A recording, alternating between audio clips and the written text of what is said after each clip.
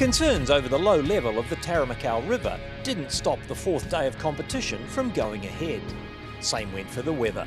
Forecast rain gave way to blue skies, providing a perfect platform to race.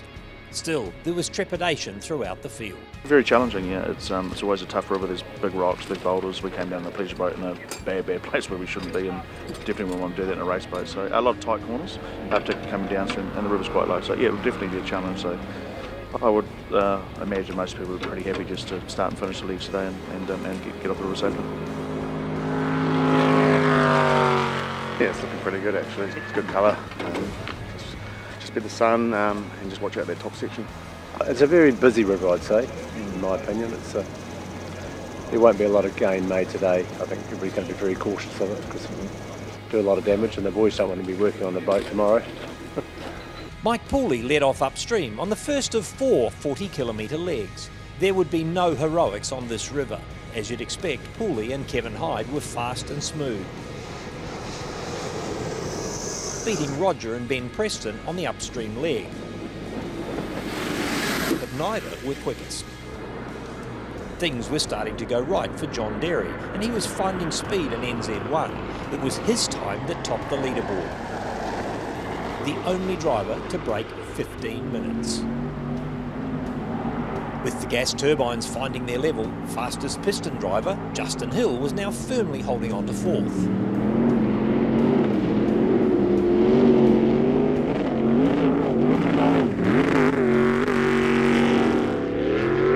Dave Robinson's extra 5Ks he'd found was being put to good use, just 3 seconds slower than Hill downstream. Richie Foster held on to second spot in CX in 185, but couldn't match the superior speed of Robinson's 666. There was a moment midway through the day when Foster's heart rate lifted as spanners were being chucked around in the back of his boat.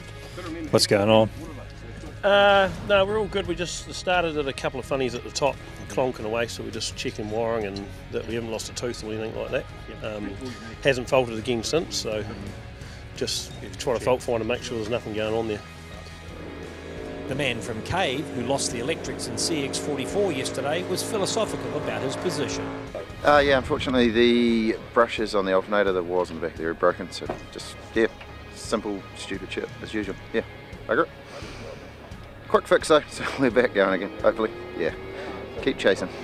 Having missed his penalty cut-off time by mere seconds, he was now out of overall contention.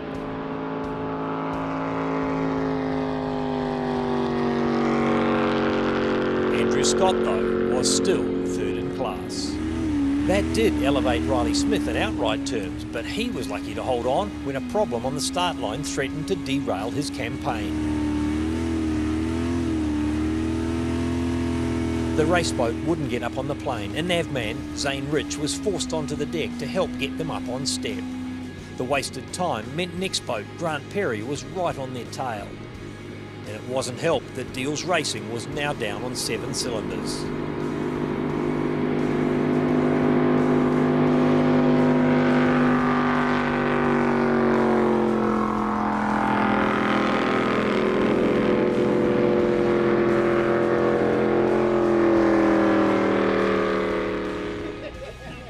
At the turnaround at the top, they discovered the cause, a melted plug lead, which was replaced from a spare carried by Andrew Scott. Thank goodness for sportsmanship. You want a 1 or an 8? Probably the 8. Despite concerns about the chutes and tight turns, most made a good fist of the run downstream. But Greg Wilson missed one crucial chute.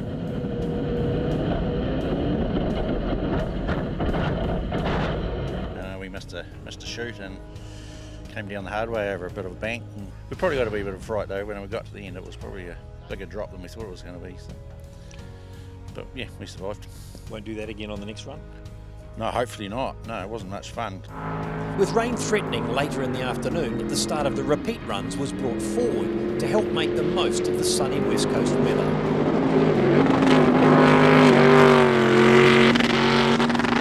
Mike Pooley was quickest this time, with the Prestons just 10 behind. Everyone made it to the top, but things were coming loose in hunting and fishing, and the engine was threatening to part company with the boat. Broken the engine out there. We hit really hard at the top on the way down, so I'd say we've been all the way down and up. We've probably broken. We're talking about dropping it down and Some hasty repairs with a couple of tie-downs secured the engine in place for the run home. There was a nervous moment in Freedom Pools on departure when the turbine failed to fire.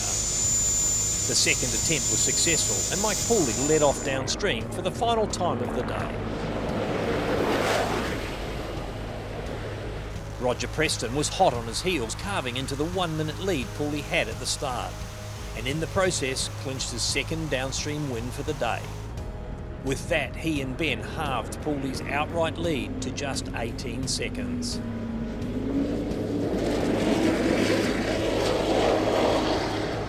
It was an orderly procession for the rest of the field. John Derry was next home, with Justin Hill behind him.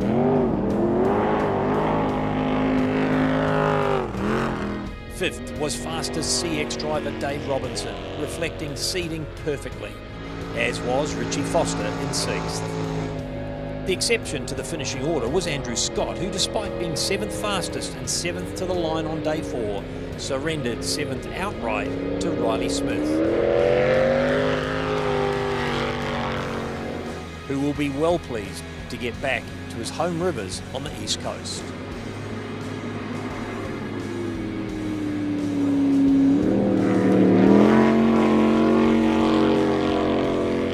Final word goes to FX driver Greg Wilson. Remember his comment about crashing over the shingle bar earlier in the day? Won't do that again on the next run? No, hopefully not. No, it wasn't much fun. Let's let the pictures tell the rest of the story.